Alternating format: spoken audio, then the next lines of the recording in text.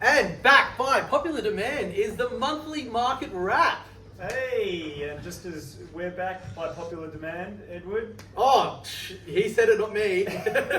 All three of your subscribers. All three subscribers have requested We've this been come getting back, emails so- constantly. When's the monthly market wrap coming back? But what we have been getting emails constantly about is interest rates, and the good news is that the RBA's decided to put them on hold for a change, which is nice. Absolutely. So starting to see that positive sentiment coming back in. Definitely, it means we can afford a few more chockies for Easter. Fantastic. And the reality is that the property market's far more complicated than just interest rates, isn't it? And demand hasn't faltered. No, well, I mean, particularly for an area like Stonington, a lot of the clients that we deal with, one of the reasons that they're not selling is not actually based on interest rates, but it's actually based on what they're actually looking for. So because we're not seeing as many properties coming on the market, they're saying, look, what's the point in selling this if we've got nowhere to move? They can't actually replace what they've got, and picking that window is really difficult when you can't see where you're going. Exactly right. So that's what most people are finding they're having great difficulty with, and so we've seen a lot of off-market transactions. Yeah. I think we've seen a lot of value from agents and buyers advocates in working together to find opportunities, which has been great.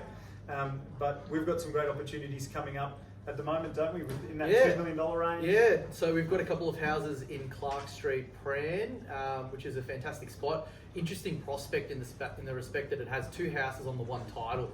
So, if you're in the doghouse, you don't have to go to the spare room, you can go to the spare house. You just got married, it's already Yeah, I know. Getting to that point. And you've got a good one with Philip down in Anderson Street, the Domain Precinct's finest. Yeah, absolutely. For all those who do the 440 or love to run around the tan, this one's for you. Just opposite the Botanic Gardens, 134 Anderson Street.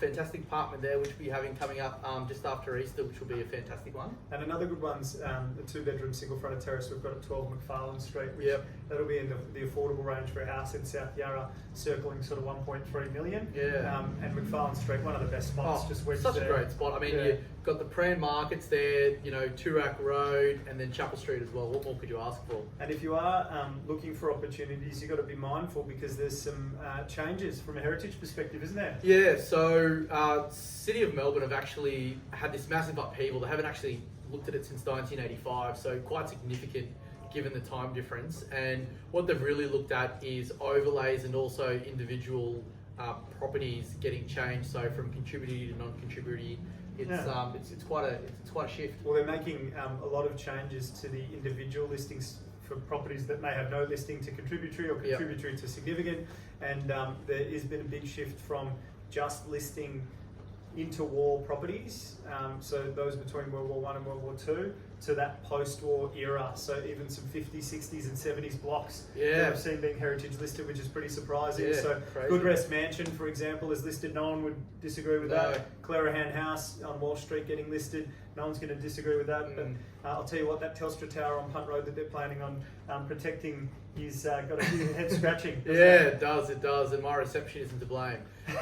In terms of compliance, on the 29th of March, we actually had a massive upheaval. So for all of those with investment properties, I know that us here at Woodard South Yarra have been working tirelessly to make sure all of our properties are compliant. But it is something to note, 130 changes off the top of my head, and a few notable ones Luke can battle off. Yeah, absolutely. I mean, making these properties compliant, we've spent 2 years in helping our clients make sure that their properties are compliant, helping renters with what their rights or responsibilities under the new legislation is, and it's safe to say we're a step ahead of most, and word is that Consumer Affairs is still working out how it's going to impact both consumers but also agents and the clients that they represent. So hey, a lot happening in property. Yeah, I'll tell you what. It's a busy time. So that's a wrap from us, and we will see you next month.